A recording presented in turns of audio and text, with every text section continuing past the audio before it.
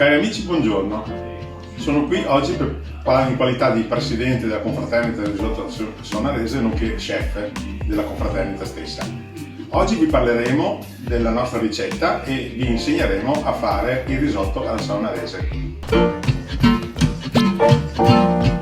Gli ingredienti. Allora, gli ingredienti: riso giallone nano. Noi usiamo riso Melotti semilavorato per le nostre ricette. La carne mista, abbiamo un 60% di carne di cavallo e 40% di carne di maiale. Il brodo è naturalmente di carne, il riso l'abbiamo visto prima, il formaggio grana padano, il burro, vino bianco secco per annaffiare la carne durante la cottura, le spezie, il rosmarino, il pepe, la cannella, il sale. Passiamo ora all'esecuzione, come vi ho detto prima, della nostra ricetta. Versiamo il brodo nella nostra pentola, prendiamo la pentola, mettiamo sul fuoco, prendiamo la carne e la versiamo nella nostra pentola. Bene, mettiamo la carne, facciamo andare a fuoco lento e la facciamo rosolare in modo tale da far evacuare l'acqua contenuta all'interno della carne stessa. Mettiamo una spruzzatina di vino bianco, una sfumata, aggiungiamo il burro, tripiamo il rosmarino da aggiungere nella nostra carne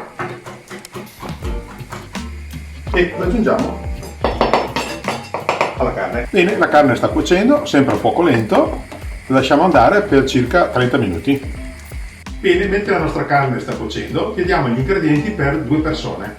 Allora, per fare 2 porzioni di risotto alla saonarese bastano 140 g di riso, 70 g per ogni persona, circa un 250 cc di brodo di carne, come ho detto prima, 140 g di carne mista, 40% di maiale, 60% di cavallo, il formaggio che abbiamo visto nella nostra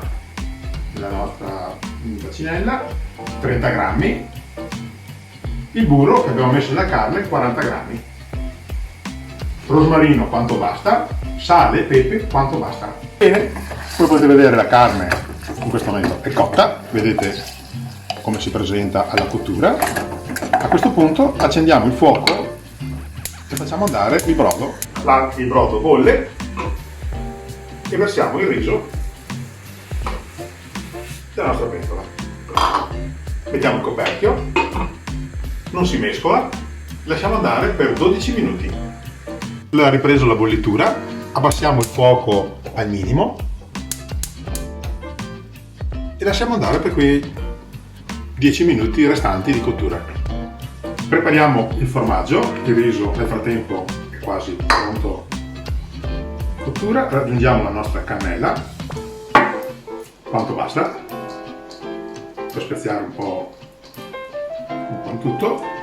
Il riso è quasi a fine cottura, in questo momento qua aggiungiamo la nostra carne che abbiamo preparato prima. Aggiungiamo tutta quanta la carne, come vedete. Non si mescola mai il risotto, si lascia sempre andare a fuoco lento, mi raccomando. Temperate un po' la carne sopra e mettiamo il nostro coperchio per altri 4 minuti.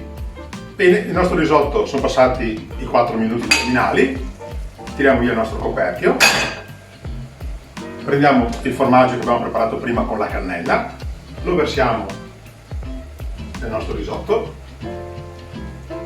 una parte la teniamo per la composizione, spegniamo il fuoco, andiamo a mantecare il nostro riso, il formaggio,